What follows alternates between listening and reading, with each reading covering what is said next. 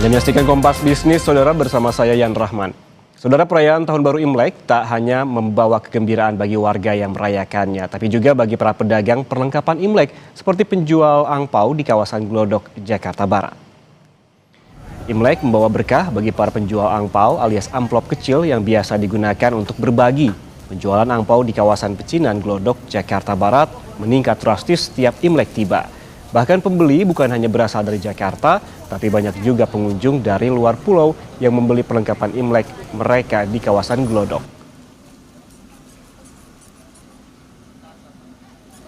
Alhamdulillah penjualannya bagus tahun ini, ramai-ramai orangnya ya. Kalau tahun kemarin kebanyakan hujan gitu, jadi ramai tahun sekarang. Ya gitu. Oke, Bang Ilyas, ini kalau boleh tahu nih, apa yang paling banyak dicari? Terus omsetnya berapa nih kalau boleh dibagi?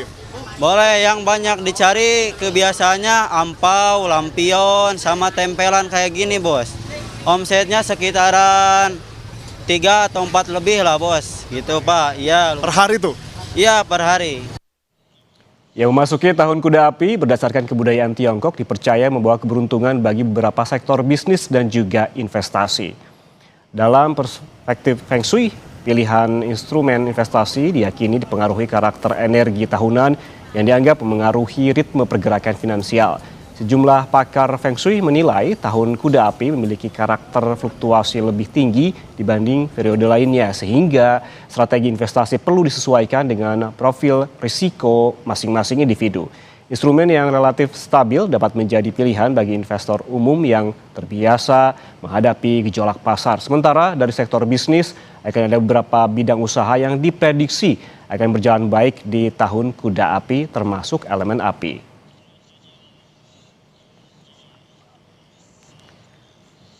Ya, Saudara, lalu sektor bisnis dan investasi apa saja yang diprediksi dapat mendatangkan cuan di Tahun Kuda Api ini dan mana saja yang sebaiknya dihindari? Telah hadir di studio Kompas TV pakar Feng Shui Jenny Kumaladewi atau akrab disapa Jenny Feng Shui. Selamat pagi, Bu Jenny. Halo pagi. Bu Jenny, ini kan kita memasuki Tahun Kuda Api. Iya. Secara karakter itu Tahun Kuda Api itu seperti apa sih? Kalau kita ingat api kan api panas begitu. Apakah seperti elemen api itu? Iya, dan kuda sendiri kan sebenarnya kalau kita lihat dari 12 sio, kuda adalah sio yang paling impulsif, yang energik, bergairah gitu ya. Jadi sebenarnya kuda itu ya memang sio yang cukup, sebenarnya diharapkan sio yang cukup bergerak dinamis dan bergairah gitu ya. Tapi si kuda ini juga jangan lupa saking terlalu impulsifnya terkadang tuh ada sifatnya juga pekerja keras, jadi kerja keras sebagai kuda gitu. Oh oke, berarti kata-kata itu tuh berarti berlaku di tahun berlaku juga. Dan tapi memang di tahun ini tuh selain kita harus berstrategi karena kuda ada elemen api ditambah api lagi, jadi terjadi over energi api. Nah di sini artinya berarti kalau api ketemu api, apinya jadi panas kan. Nah jadi artinya banyak orang memang berharap yang lebih karena kan kudanya impulsif, kudanya kan bersemangat, berambisi gitu ya. Nah, tapi kadang-kadang yang terjadi itu tidak sesuai dengan kenyataan. Nah, itu kadang-kadang kita harus menyesuaikan dengan kemampuan. Jadi kadang-kadang tuh kita harus mempertimbangkan juga nggak boleh terlalu FOMO gitu. Kita mendingan JOMO aja, joy of missing out daripada kita FOMO ikut-ikutan. Karena kuda ini membawa juga takutnya nanti kalau kelebihan energi tidak terjadi, jadinya akhirnya kita tidak seimbang juga dan harus realistis juga. Bergeraknya tuh satu persatu penuh dengan strategi juga gitu. Sebelum kita bergerak ke bagaimana sektor bisnis dan juga investasinya, kita berbicara dulu terkait dengan sio-sio yang mana saja yang hoki di tahun ini dan juga yang ciong di tahun ini. Jadi tahun ini memang sio yang cukup seimbang adalah yang bisa berkomunikasi dengan kuda tentunya ya.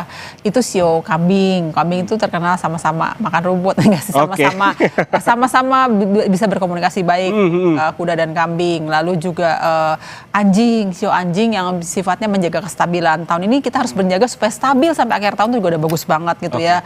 Ditambah dengan sio macan. Macan juga dengan karakter powernya itu bisa membawa si kuda untuk lebih bekerja sama dan berkolaborasi yang baik gitu ya di tahun ini. Berarti fokus di tahun ini lebih ke agar stabil saja atau bisa juga growth atau bertumbuh? Karena belajar dari tahun sebelumnya juga ada elemen api yang terjadi dari si ular tadi kan. Nah tahun ini tetap ada api. Jadi kita belajar dari tahun sebelumnya juga. Kan tahun sebelumnya kan dar banget kan. Banyak yang membuat kita jadi tak terduga. Nah itu pelajaran buat kita. Sekarang tahun kuda itu kita harus berusaha menstabilkan kehidupan dalam semua aspek gitu loh. Jadi jangan sampai berharap yang terlalu lebih tapi tidak sesuai dengan kemampuan, itu intinya gitu. Jadi sesuai. Nah bergeraknya itu pun satu persatu dengan rencana matang ya. Karena dari pergerakan dari siklus keseimbangan tiap bulan itu kita maksimal tuh cuma di awal tahun gitu loh. Jadi di Januari Februari. Nah sisanya itu kita harus berjuang keras gitu ya. Nanti kita akan bagus lagi sekitar bulan Oktober gitu ya. Jadi sisa perjuangannya itu masih panjang ya. Iya, waktunya masih panjang. Sebenarnya baru Februari pertengahan gitu ya, ibaratnya baru masuk tahun pertama bulan pertama di tahun kuda api gitu ya. Oke, ini perpaduan antara kuda dan juga api. Ya, api, betul. Apa saja sih sisi negatif dan juga positifnya?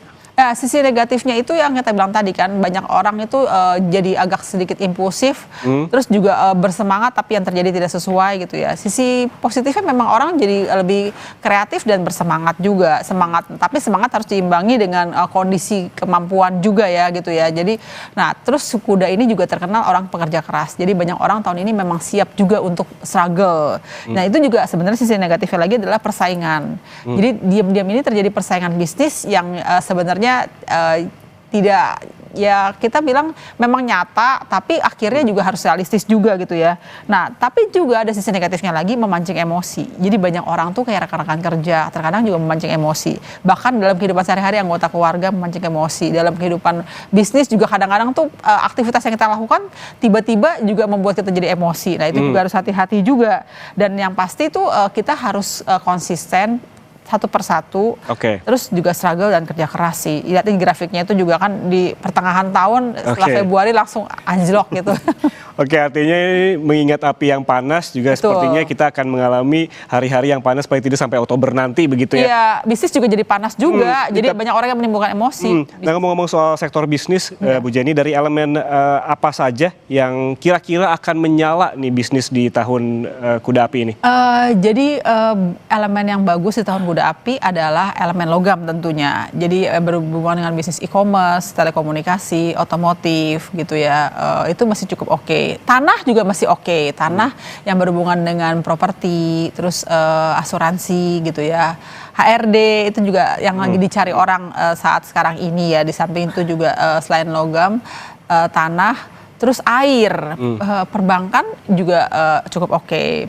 Distribusi juga minyak juga semoga harga minyak stabil sih karena tahun ini mestinya lebih baik gitu ya. Makanya juga ada si pemimpin negara yang mau ngambil sumber minyak gitu ya. Nah lalu juga itu sih memang yang bagus gitu. Kalau mau merinci tadi itu kan tadi elemennya dan sektornya. Kalau bidang usahanya misalkan tadi air, bidang usaha apa saja sih? Iya. Tadi kalau berhubungan dengan bidang usaha tadi kan logam itu kan berhubungan dengan penjualan e-commerce kan, digital marketing gitu ya. Kalau berhubungan dengan tanah itu properti pastinya. Terus kayak bisnis kos-kosan, terus jual beli properti atau para konsultan HRD itu juga masih oke gitu ya. Nah kalau bisnis air tuh kayak distribusi, kayak toko kelontong gitu masih oke juga. Terus kayak ya distributor itu masih oke, minyak itu juga tuh. Nah terus kalau yang berhubungan dengan air lagi adalah event organizer itu juga air gitu. Oke, tadi kan Bu Jenny sempat bilang bahwa tahun ini sebaiknya fokus lebih ke stabilitas dulu deh daripada maju ataupun growth begitu ataupun tumbuh. Sebetulnya apa sih yang bisa dimaksimalkan oleh para pelaku bisnis di tahun kuda api ini agar bisa tetap stabil? Iya, yang pertama kita harus mempersiapkan strategi jangka panjang pastinya. Jadi kita nggak bisa cuan sesaat. Kayak orang tuh investasi ikut-ikutan kayak FOMO ya, Logam Mulia itu kan cuan sesaat tuh nggak mungkin. Jadi ini adalah cuan yang jangka panjang. Jadi semua pebisnis itu harusnya membuat strategi jangka panjang gitu ya, jangka menengah dan jangka panjang intinya gitu. Lalu juga siap menghadapi kayak personel yang siap struggle juga karena tahunnya bukan tahun yang mudah juga untuk dihadapi gitu ya. Jadi kita harus berjuang gitu ya. Jadi nggak ada lagi orang yang mengandalkan manja-manjaan. Tapi yang kondisi yang terjadi banyak libur gitu ya kan. Libur ini kan buat auranya jadi kayak kembali jadi nol, jadi malas, jadi yin lagi kan nggak bergairah. Nah itu harus kita lawan gitu karena si kuda ini kan kerjanya kan kadang-kadang juga memberontak juga kan gitu. Jadi kita harus melawan energi bahwa libur ini habis libur bawahnya pasti pengen libur gitu. Berarti tahun ini intinya itu bukan tahun untuk orang yang bermalas-malasan ataupun orang malas, tapi tahun bagi mereka yang untuk bekerja keras. Bekerja keras betul, begitu betul, ya. betul. Tapi bekerja keras maksudnya misalnya terjadi persaingan kayak tahun ini kan sio yang kurang bagus kan sio kuda dan sio tikus kan. Jadi sio kuda sendiri kan juga bersaing dengan, jadi kita artinya banyak saingan-saingan tuh yang benar-benar dalam pekerjaan, dalam bisnis juga yang benar-benar harus dihadapi juga gitu loh. Apakah tadi kan disebutkan ada persaingan, jadi juga sio kuda justru memang kurang bagus di tahun ini. Tantangan apa saja sih yang perlu diwaspadai khususnya bagi mereka pelaku bisnis? Tantangannya itu adalah impulsif. Jadi orang yang banyak langsung terpancing gitu ya. Jadi kalau mereka lihat ini langsung terpancing ke bawah gitu. Nah itu yang harus dihindari karena itu nantinya bisa membawa masalah juga gitu. Jadi kayak misalnya ada situasi tertentu, misalnya situasi kemarin tiba-tiba harga logam mulia naik, langsung pada beli gitu ya biar bisa cuan cepat. Itu juga kan kayak impulsif, orang bergerak cepat gitu kan ya. Nah tapi sebenarnya itu harus berhati-hati gitu. Jadi seperti itu kondisinya. Atau misalnya tiba-tiba pasar itu kayak kemarin nilai saham lagi koreksi gitu ya, orang langsung terbawa aura tersebut kan. Nah itu juga sebenarnya harus berhati-hati, jangan sampai langsung terbawa dalam kondisi cepat-cepat gitu, nggak boleh in rush. Jadi bergeraknya itu harus berpikir jangka panjang sih menurut saya, nggak boleh harus terbawa. berpikir jangka panjang. Iya, Berarti betul. ini konteksnya investasi begitu ya. Iya. Nah kalau kita bergeser ke investasi tadi, apa sih yang paling cocok di tahun kuda api? Investasi yang high risk kah, low risk kah, atau justru kita harus pilih juga klasifikasinya harus agresif kah, atau justru yang stabil tadi disebutkan oleh Bu Jenny. Tapi tahan dulu jawabannya, kita sesaat lagi kembali tetap bersama kami di Kompas Bisnis. Anda kembali bersama kami di Kompas Bisnis, saudara, dan kita lanjutkan perbincangan bersama pakar Feng Shui, Jenny Feng Shui di studio Kompas TV. Bu Jenny, tadi kita ngobrolin soal investasi begitu. Investasi apa sih yang paling cocok di tahun kuda api ini? Apakah yang low risk atau high risk, yang agresif atau justru yang bertahap saja gitu? Ya, jadi sebenarnya hindari yang agresif itu tadi karena kudanya terlalu agresif. Jadi kudanya itu kuda api, hati-hati juga. Saya sih lebih menyarankan yang low risk aja. Jadi supaya lebih safe dan stable. Jadi sampai kita bertahan sampai akhir tahun juga. Jadi jangan selalu high risk. Tahun ini tuh high risk tidak menjadi high return juga gitu ya. Jadi investasinya lebih sifatnya tuh lebih jangka panjang. Jadi lebih ke arah long term investment, lalu juga long term strategy juga gitu. Saya sih itu. Oke, tadi kan kalau kita berbicara soal instrumen investasi banyak sekali. Ada misalkan yang stabil-stabil, reksadana, ada juga tadi obligasi walaupun memang ada waktunya, ada juga deposito, dan juga ada pilihan terakhir sebetulnya tapi tergerus inflasi adalah menabung. Disarankan yang mana nih? Karena tahun ini tuh kan tahun kuda api yang impulsif ya. Pengeluaran tak terduga masih tetap bisa terjadi juga gitu ya. Jadi kita harus mempunyai saving juga menurut saya. Jadi sebenarnya deposito juga cukup bagus juga sih. Jadi kadang kita membuat aman kan. Jadi nggak tergoda dengan hal-hal yang lainnya gitu ya. Tapi kalau memang udah terbiasa juga emang pengen jangka panjang lagi seperti obligasi, reksadana itu juga masih oke gitu ya. Jadi itu adalah investment jangka panjang yang juga bisa menjanjikan juga gitu ya. Deposito juga masih oke. Jadi yang penting tuh kita masih punya dana cadangan lah. Dana cadangan untuk bisa kalau sampai terjadi tiba-tiba kita ada pengeluaran yang tak terduga terjadi gitu loh. Berarti yang harus dipenuhi adalah dana daruratnya dulu, begitu, betul. baru ke instrumen investasi lainnya yang disarankan yang low risk tadi. Nah, tadi kan kita berbicara soal yang low risk dari reksadana, juga tadi ada obligasi dan juga deposito. Nah yang tengah digandrungi akhir-akhir ini adalah emas. Dan kenaikannya itu cukup tinggi apalagi dibandingkan tahun lalu hampir 100% begitu. Nah bagaimana dengan emas dan juga perak begitu yang juga tinggi? Apakah ini trennya akan masih terus berlanjut di tahun kuda api? Sebenarnya logam masih merupakan bidang yang bagus juga sih logam. Tapi kan banyak logam juga. Logam itu bisa teknologi, bisa berhubungan dengan e-commerce, otomotif, manufacture. Emas juga masuk di situ gitu ya. Nah emas ini masih tetap akan cukup menjanjikan juga. Hanya tapi kalau kita lihat secara keseimbangan bisnis, kalau udah terlalu tinggi kan kita tidak bisa langsung high risk, maksudnya bisa langsung cuan cepat gitu ya. Nah jadi disarankan memang kalau memberi emas itu sifatnya disimpan untuk jangka waktu yang cukup panjang, atau yang tadi diceritainnya bahwa kita bisa beli emas nyicil dengan nilai tertentu, itu juga akan lebih baik sih. Jadi nggak langsung dijual sesaat itu. Jadi tidak boleh euforia, FOMO, cepat naik, cepat beli, cepat jual gitu.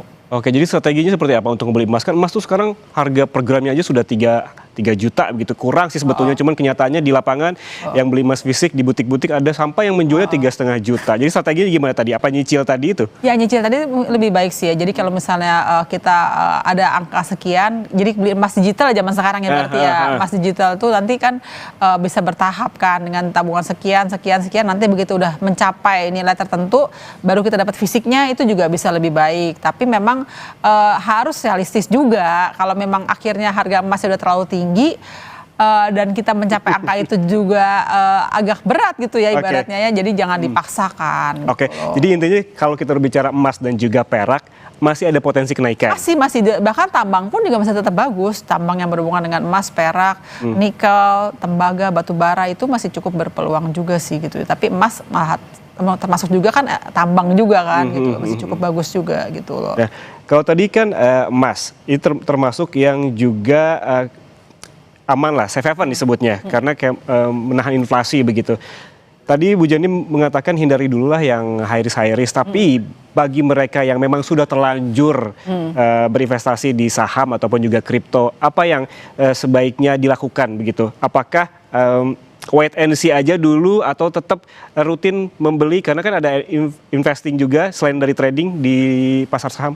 Ya, jadi bener wait and see tadi ya. Lalu kita juga do the right moment in the right time gitu ya. Bisa kita lihat juga grafik yang tadi, bahwa misalnya pada saat grafiknya itu turun, jangan cepat-cepat ke bawah langsung jual gitu ya. Jadi kita harus berpikir juga jangka panjang lah. Makanya saya sebenarnya menghindari hal-hal yang cepat-cepat tahun ini tuh. Ya. Jadi kalau cepat-cepat itu takutnya bisa terjebak masalah gitu loh. Karena kan kudanya kuda api, gara-gara kecepatan akhirnya kudanya lompat jatuh gitu ya. Jadi itu harus dihindari juga sih. Jadi buat yang udah bermain hal-hal yang spekulatif, sebaiknya sedikit menahan, ngerem gitu loh, ngerem ambisinya, ngerem emosinya gitu loh, karena kan emosi kepancing bisa langsung cepet beli, cepet jual. Nah itu yang harus dipegang tahun ini gitu ya. Jadi ya sifatnya mendingan kita mainnya yang jangka panjang aja lah gitu. Kan di saham juga ada jangka panjang tuh tadi, seperti sektor perbankan begitu, ada orang yang memang nyicil nabung aja begitu di pasar saham tanpa melihat fluktuasi IHSG harian.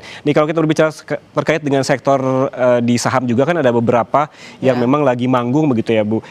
Kira-kira yang berpotensi cuan di saham di tahun kuda api ini apa? Kan ada sektor keuangan tadi, perbankan yang kita bahas, ada teknologi, ada juga transportasi, ada komoditas. Tadi sempat membahas emas juga kan bukan hanya fisiknya tapi juga ada sahamnya. Gitu. Jadi sebenarnya yang masih cukup menjanjikan adalah saham-saham perbankan masih oke.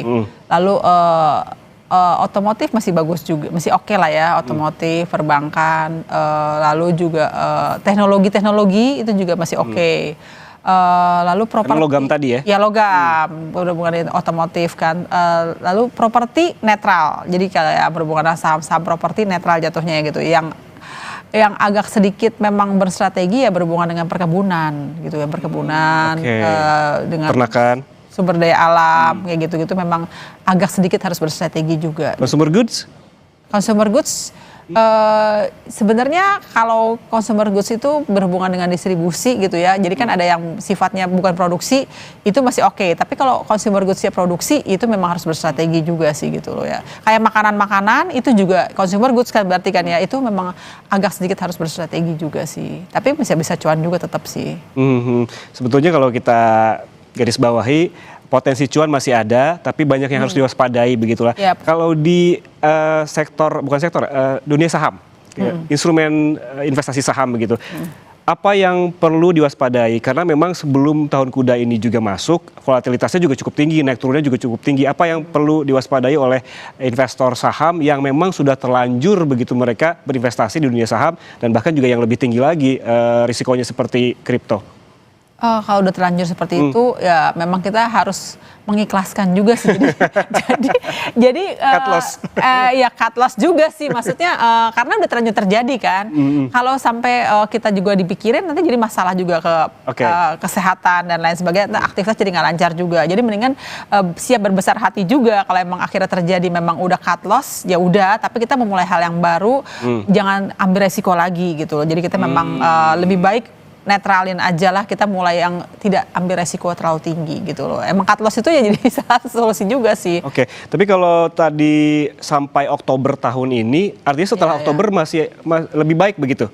Oktober itu kalau dibilang mesti good month of the year di tahun kuda api juga gitu ya. Jadi Oktober itu masih oke. Tapi sebelumnya itu memang kayak fluktuatif gitu ya. Pertengahan tahun semester pertama ini memang agak sedikit harus berstrategi juga ya karena agak berat gitu ya. Tapi lewat semester pertama, semester kedua tuh awal tahun mesti tetap berjuang. Ya mungkin setelahnya di kuartal terakhir kita baru bisa lebih sedikit stabil juga lah gitu. Oke. Tapi kalau ngomong-ngomong soal bursa dan juga IHSG kan sebetulnya ada target-target sendiri ya Bu ya. Iya.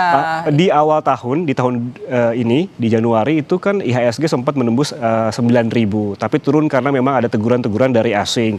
Dan ada target dari pemerintah yaitu mencapai level 10.000 hingga akhir tahun 2026. Bu Jenny melihatnya apakah ini bisa tercapai?